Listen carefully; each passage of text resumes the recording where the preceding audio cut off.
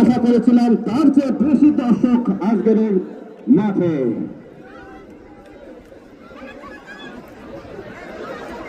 Dhaka football একাদশ তারা 100 গোলে পিছিয়ে মাইনাস করেছেন। এর হয়েছে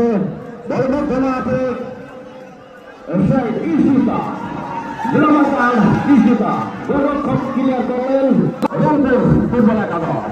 তাদের নিয়ন্ত্রণে হয়ে রেখেছেন, প্রতিযোগিতা দিলেন ব্যাক পাস এখন তাদের নিয়ন্ত্রণে বল। দেখা যাক নবম সাথী প্রতিযোগিতা হারিয়েছেন